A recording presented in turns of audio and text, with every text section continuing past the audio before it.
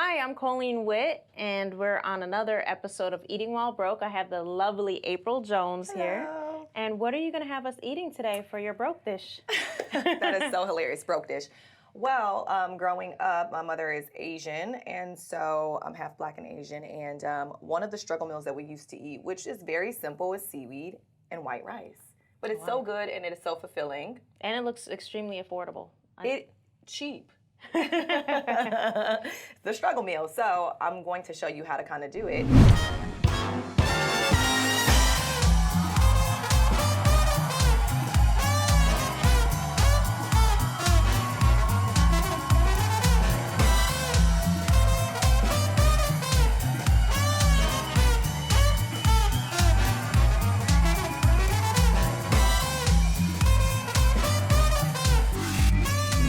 What do you think this costs on average? Because I went to the store and I think this was the cheapest dish I think we've ever brought on this episode. I mean, it is. So these are the little packs of seaweed, and I think sometimes they go for what, like 99 cents or something? Yeah.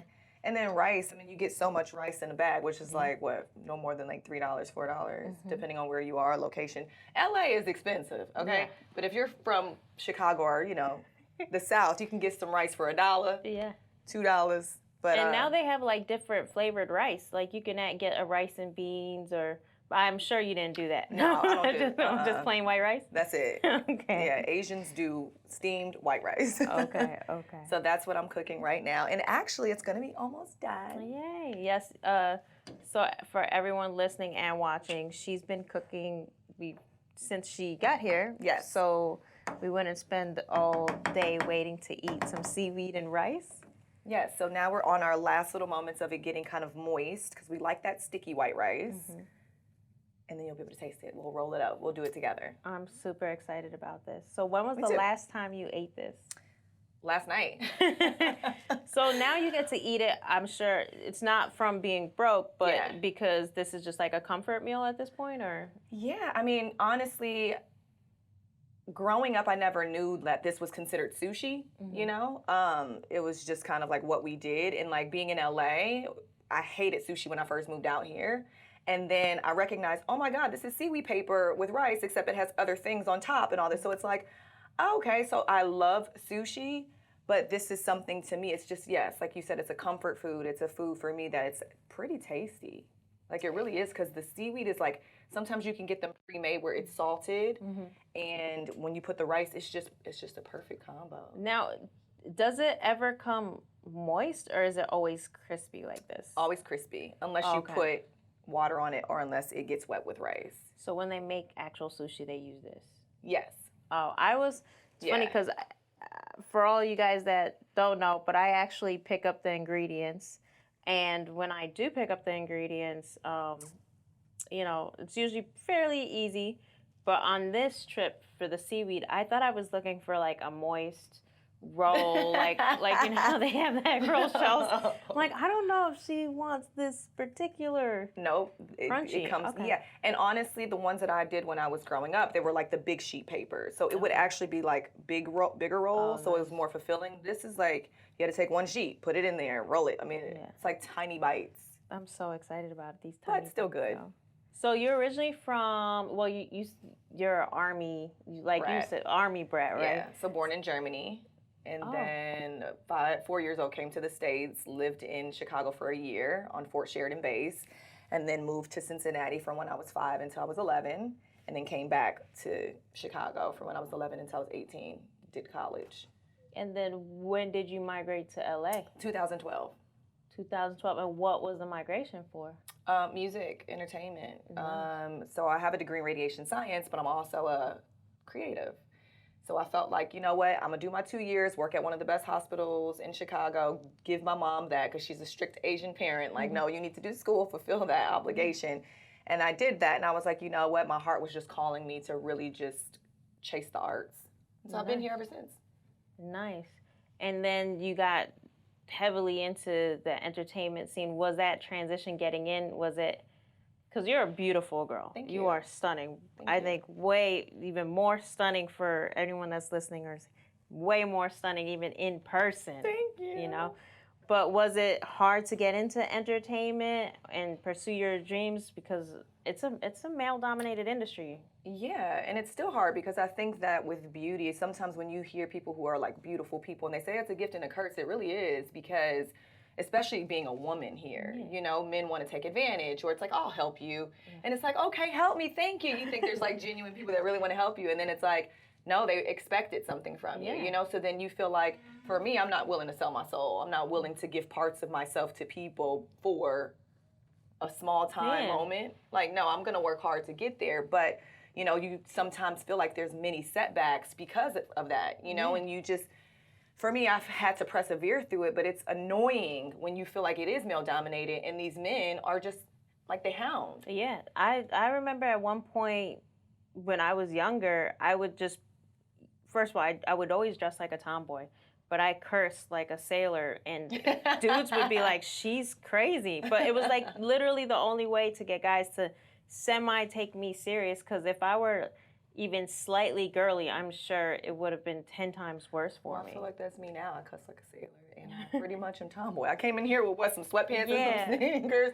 I got a little sexy top on, but it's like, that's all you get. Yeah, exactly. Okay? No heels, no none of that. I'm just playing. Exactly. But yeah, so no, I agree. But I call you the ultimate woman's champ because I feel like when I see you on TV or social media clips or what have you, anytime I get exposure to watching you, you're always keeping it real, and you're not just like, I'm gonna be the pretty girl that's silent. Like, you're the woman's champ. You're saying what every woman thinks and feels, and I think there's not enough credit to the women champs, the Cardi B's, all these women that kind of are trendsetters. You know, even being pregnant in the industry was like a huge milestone. I remember when Lauryn Hill had done it. Yeah. And we haven't really heard from her since. It was almost like, you get pregnant, that's it. That's the end of your career. Right. Then you have these women that are breaking these milestones. And I feel like you walk that same rope of finally someone has said something. You know, you used your platform for that. And you know, from everything that I've known, you know, I hear about you from mutual friends and stuff. You're the ultimate hustler, and I love it because it's like nice to see a beautiful person who can also be a hustler and be street smart. You know? Yeah. So, what would you say has like been the hardest hustle you've had to maintain, especially in LA market? You don't have family here, right? No family. All my family is in Chicago. And mind you, my family is small because most of my family is in Taiwan. Well, my mom is the only person in the United States here from her side of the family.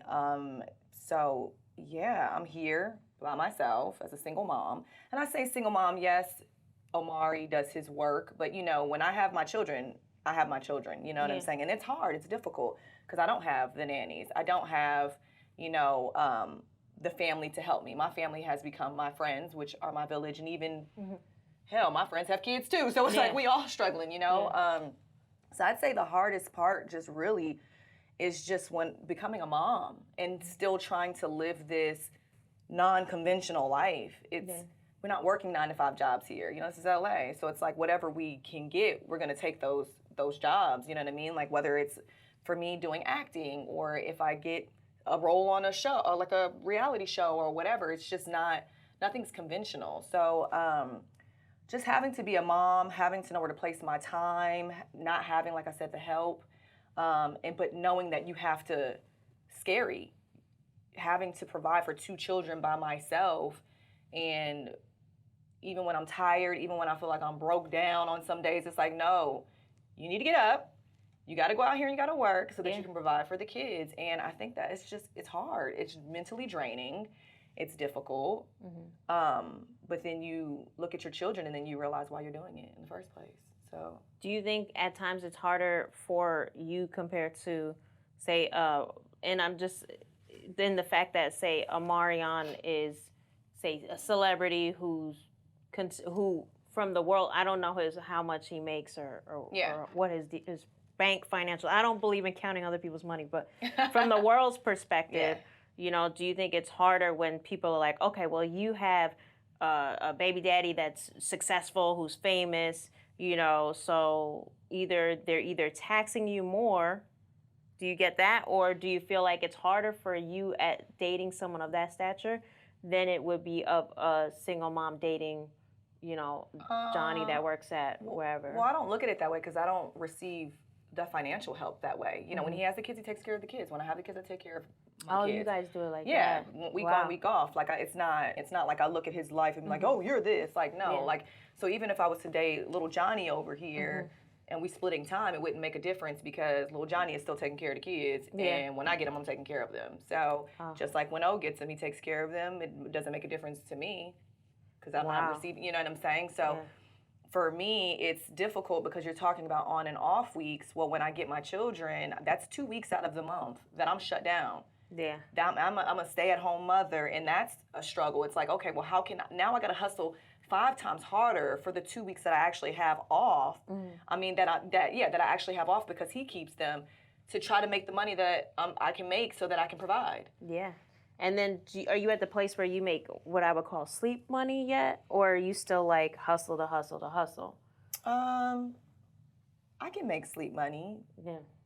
But then I'm also still at the hustle. You're like, sleep money, good, there's certain jobs that I've gotten where I'm like, okay, like, you know, and I'll call these jobs, like, for example, like campaigns, where I'm like, oh, this was easy. I made this much. Cool. Yeah. This will hold me off, you know. But I have a hustle mentality. Every day for me, point blank period, is going to be a damn hustle. It just is going to be that for me. And feeling like I'm doing it again by myself. I got 2 kids to provide for, and I got to try to provide for myself. Like, every day, like, I've just been that way since I was a kid. Survival, you know. It's always been, bitch, you gotta survive. Yeah, exactly. And I don't think that's ever gonna go away. Even if I am sleeping in my sleep, it's still gonna feel like, okay, I gotta do more. I wanna do more, you know? Yeah. So before I get into the next question, I wanna eat something. Okay. So show me what we're eating. All right, so. The rice looks definitely ready. Yeah, I turned this off while we were sitting here. Okay. Perfect. Okay. Oh, wait. All right, so, okay, hand me your plate. Okay, perfect, yeah. Okay, so I'm gonna give you a little scoop of rice, and we'll just start small. Yeah. Oh, girl, this rice is looking real moist. Yes, and this is the soft jasmine rice, which is my favorite. Yes. Okay. So we got the rice on the plate. Okay. So what would you say was your craziest hustle ever that you either schemed up and failed at, or schemed up and actually ended up being a super profitable? I mean, I had little hustles. Like, I don't care if it was when I was growing up. You remember them, like, you remember when we could go to the store and it was like you could create your own popsicles, and then they had the sticks that you can actually put in there, and then people would knock on your next door neighbor's doors and be like, I'll pay 25, 50 cents for a snow cone or for like a popsicle. I've never done that. Girl, well, you are the most. I thought you were gonna say when you could buy 10 packs of gum for $1. No, so it was an actual, like, it almost looks like ice cartons, but instead they're deeper, and you can actually put the little brown stick, and so you put the Kool-Aid, you make the Kool-Aid, you pour the Kool-Aid in there, you put the stick, you freeze them, and then, so that was one of my hustles growing up. Wow. And then I'd be like, yeah, y'all, I got the hot summer days, come knocking on my grandma's door. I sell those for 25, 50 cents. Yeah, or I buy a big bag of, like, blow pops and sell them joints for, like, 25 cents. Yeah, you were an entrepreneur from the. So I believe. Oh, I'm gonna try it. Yes. To grab you some. So I'm a firm believer. Like, I've met so many people that went to school for entrepreneurship, and I always feel like that some people are either just, it's kind of like a born with, or if you had a parent that was an entrepreneur, you were exposed to it like so early that it's engraved. You looked at things as profit and cost, or what have you. Yeah. And that's what it sounds like with you. You started so young. Yeah, well, I had to because I didn't have a mom or a dad around. So for me, it was just always, again, the level of just, you have to survive. And then being shown the example of what I didn't want to become, which was seeing my mom, who was an at-home mother, struggling the way she did when my father was incarcerated. So it was like, this is what I don't want. Yeah, like, I don't want that life. And my mom did a hell of a fucking job. She really did. I mean, for me, 4 kids. Yeah, she is a super woman. But I saw the struggle that, you know, she went through, and it was like, yep, nope, don't want that. No. So, you know, anyway, to the rice, take the spoon. Take the spoon. Take a little, I guess, the spoonful of rice, because these are small.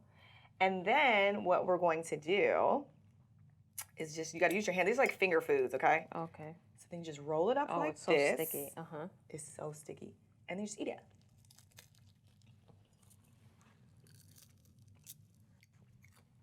No, this is really good. Mm-hmm. This is really good. These aren't as salty as I would like them.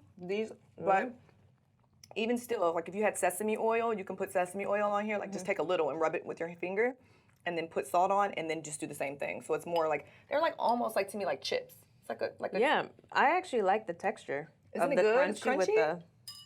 the. I wish you guys. I feel bad for the crew, because they only get to watch and smell. not eat it. Oh my God! But isn't it? Everybody loves the good This is crunch. so good.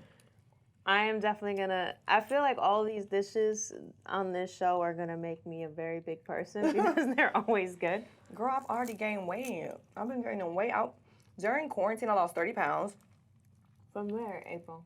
From where have you lost this weight? Girl, if I show you pictures, I was Please literally. show me pictures. I was like 163, Guys. and then I went down to 132, and then now I'm 145 now. It's because I've been eating. I can't help it. Yeah, well, I love food. This is so good. Got to be careful with this, guys, because rice is a thing. Eating while broke can actually make you kind of gain weight. I actually never thought about just even using seaweed. Like, you can use this for so many alternatives. Like, it's just I love the texture of it. I've never thought to do this. And I remember seeing people when there was like a craze where people were like snacking on seaweed instead of chips, and this is delicious. Yeah. So what do you think do you think there's any misconceptions when it comes to you? Absolutely. Like, what is the biggest one you think? There's so many. I mean, I can go into saying, oh, you know, when people saw me on TV, on the show at first, they're like, oh, like, she was quiet and she didn't say anything and she had no voice. And it was because, and like I will say again, that whole scenario of being on TV was controlled.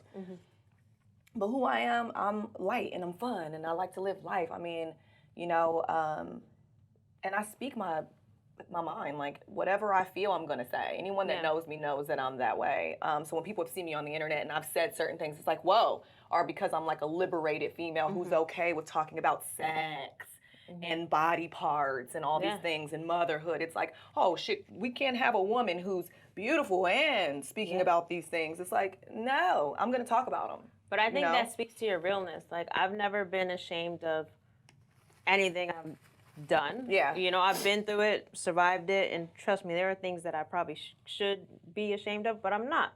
Yeah. But I think that the level of confidence it takes to, well, you're genuinely real. Like, when I see you, you're, hey, you know. Hi, you're not, it's, but I think the fact that you're able to speak and speak into a camera and not turn it on and turn it off says more about you, you know? Thank you. Yeah, so I just think that, you know, when people see who the father of my kids is or who I've dated, it's like, oh, you think you know someone's life and you don't. And whether if you feel like you do, the facts remain that you don't have the facts. And so I always tell people, like, you know, if you could just mind the business that pays you instead of worrying about what someone else's life is, then maybe then you'll be at a better place and position in your life. But I feel like those are the misconceptions. It's like, you think you know me because you grew up with these people or like watching these people or you watched my life. And so she is this way. And it's like, but I'm really not. So then when people meet me, they're like, oh shit, damn, she's so cool. And then I become friends and it becomes like year on year. And they're like, damn, you're so consistent. Wow, all this was just a facade. And it's like, that's why, you know. Do you think LA, because I'm from New York, and I feel like LA people definitely are like a little bit more plastic. I hate to generalize 100%. out there, but do you think your realness comes from the fact that you're not a LA homegrown? I won't say that because I feel like I actually have been blessed to encounter some real LA folk.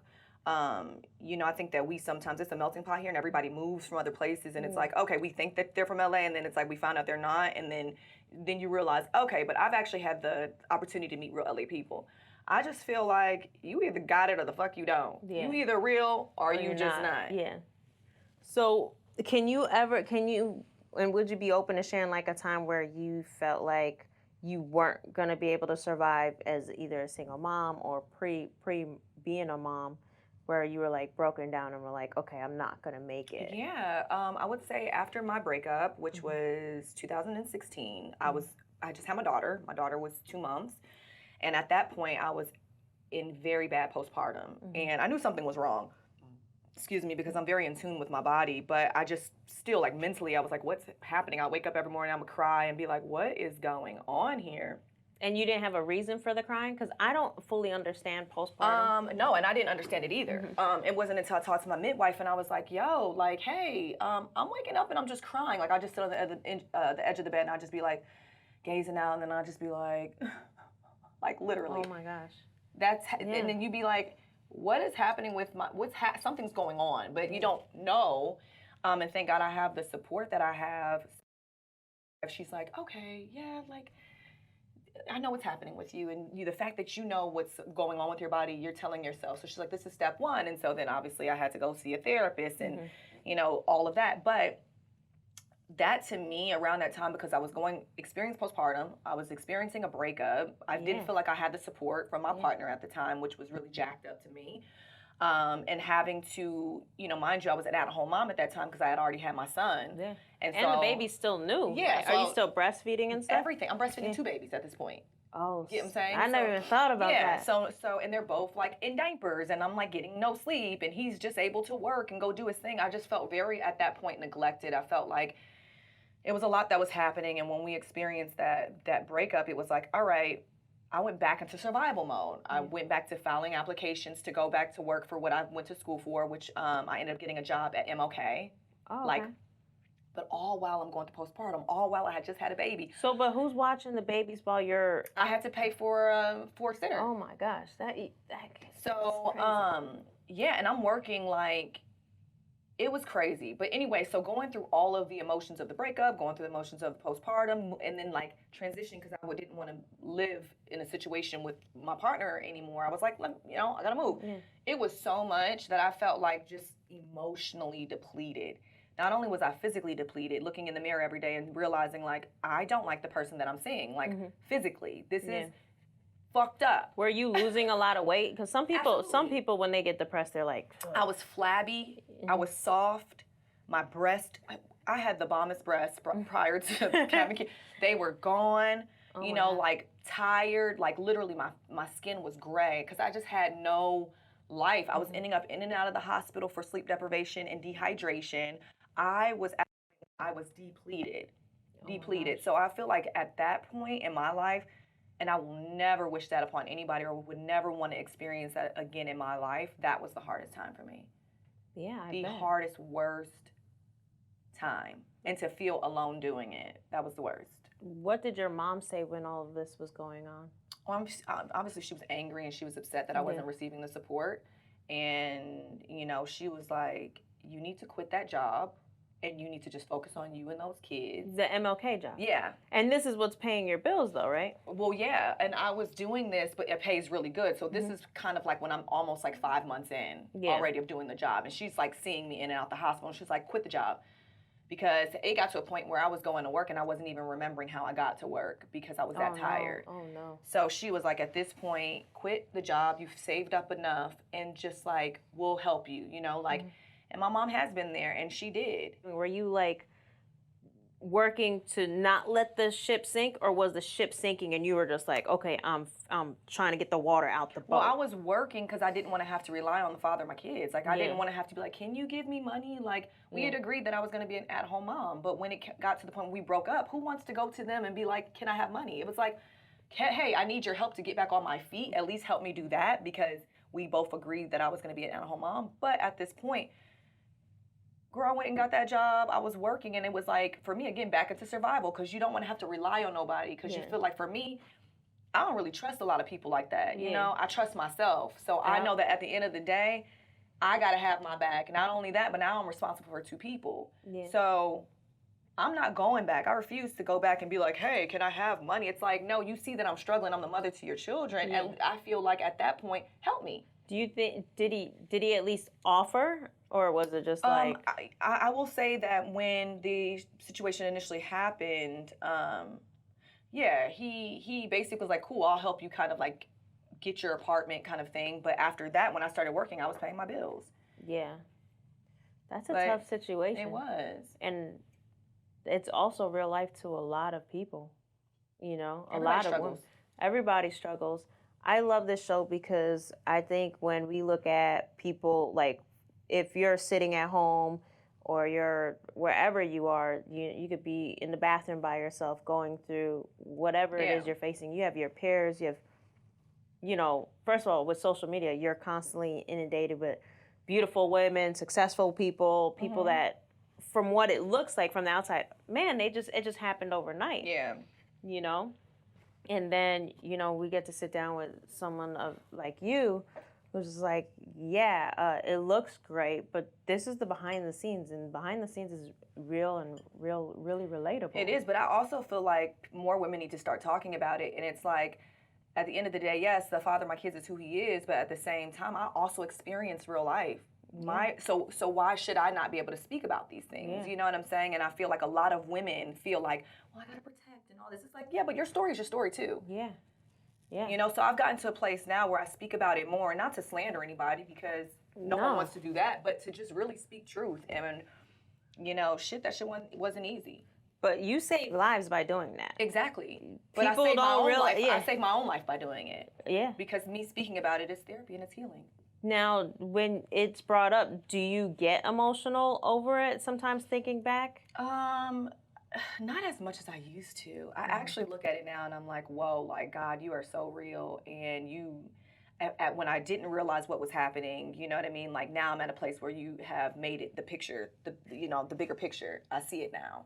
And I'm grateful for that. You know what I'm saying? But yeah, back then when I would look on, I'm like, how the hell do you not help somebody? How do you love somebody 1 minute and then you just don't care the next? Like, so then I feel like, wow, like, you know, you start to, as women, was this unconditional? Is this based on condition? Like, you start to look at life in all these different ways, and it's like, damn, like, yeah, so, I mean, I have been emotional about it before, but when you have no emotional connection anymore or ties to a human being, you don't give a fuck.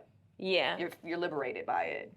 Now, I've been there, gone through breakups, invested in dudes, been the fake front, whatever, you know. But I think as a woman, it's hard to, especially being on your own, it's hard to ever say, okay, I'm gonna let my guard down and just trust you to have the ball. Like, I have to have, like, I know there was a saying, like, where you have to have your pocket, you know, you have your husband, but then you have your, like, secret money just in case.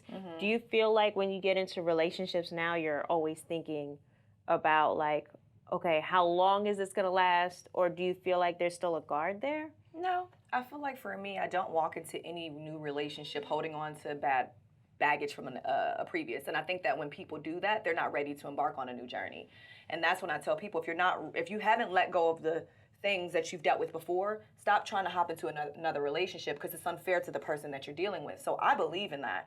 So for me, until I know that things are deaded and done and I'm fully emotionally not invested anymore, I'm not moving on to the next thing. Yeah, that's how but I also feel like people, you can't say this person's going to be this person. Yeah. You got to just trust that people are going to be who the fuck they say they are. And sometimes they're not, most of the time. But it's okay. It's a learning lesson. It's a new experience, and there's more fish in the sea. And that's how I look at life. Because, you know, when you're a rare gem, you realize, like, I'm not the one missing out. Yeah. You are. Yeah.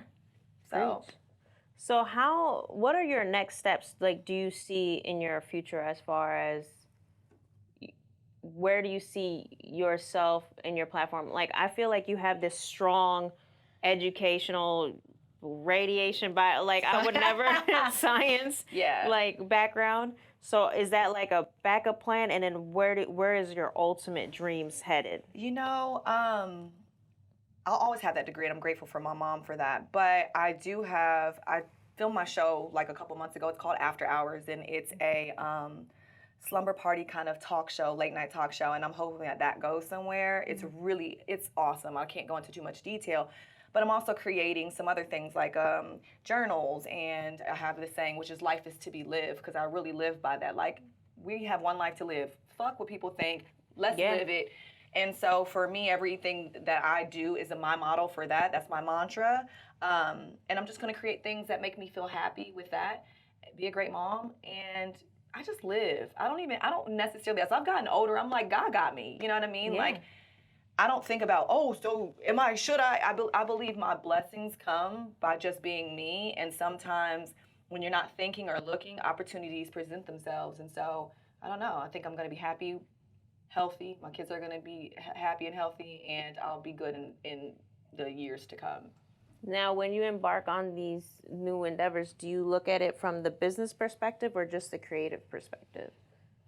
I guess both. Yeah.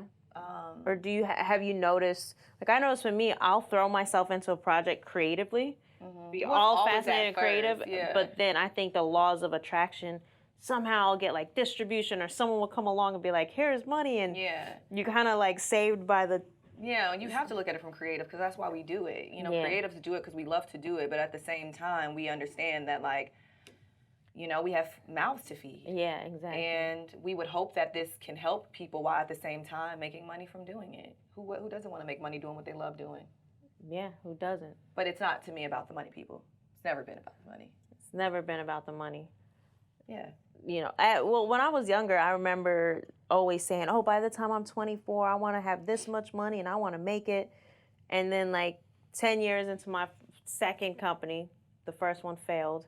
I remember just not having any money, could barely pay my rent, you know, living check to check.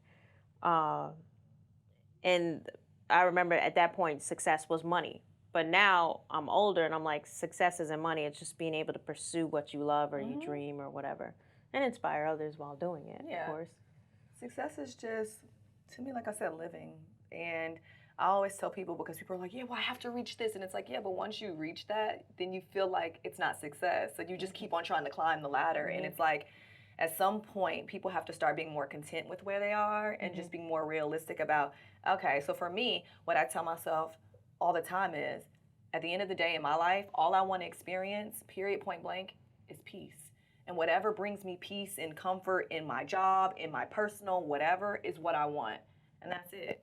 So you don't say happiness. I was thinking you were going to say happiness, but I want peace. Peace is happiness. Yeah. I want peace. I want utter peace. Leave me alone. Don't bother me. Don't give I just want to be right here, eat my seaweed, my broke struggle meal by myself. Yeah. I want my peace. Yeah. I 100%, by the way, I really appreciate this, but I swear, like, my best times is hanging out with friends over a struggle dish or laughing at our struggle dish. I used to eat, like, Del Taco, like, day-old Del Taco out the trunk of my car. Ew. Just really didn't Hey, it was like $1, okay? I was not about to let that dollar go to waste. Sometimes it be good still, though. It's like you put it in the refrigerator, it's like, it still is good when you heat it up. This meal was absolutely delicious. I had such a great time with you. Me too. Thank you for having me. Thank you for coming out, and I know we were working around your schedule. Yeah. And like you said, you know, I remember when we were trying to work it out, you were working it out around your children. Yeah. And just the respect in that, just coordinating it and then having you come out. And I truly believe that you are the women's champion, and you need to keep speaking up. Because you never know who's going to hear it on what day, or right day or wrong day, based on what they're going through. And this dish, also I liked it because me being also a mixed person, I feel like as a mixed person, you do want, I feel like in America, mixed, if you have a little bit of black in you, half black, you're considered black. I feel like to black people, not all the time you're accepted. So I always try to lean towards, like, I'm black, because I don't want everyone to be like, she's a white girl or Jewish girl, whatever.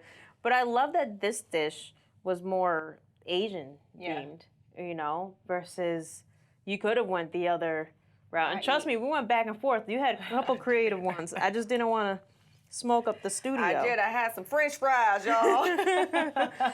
That was my other struggle dish growing up, by the way, in college. That's all I could buy and afford was potatoes, but that's another story. We'll do that another time. But I love this dish, and I really enjoyed having you. Thank you so much for coming out. We'll eat again off camera, bro. Yes. Yes.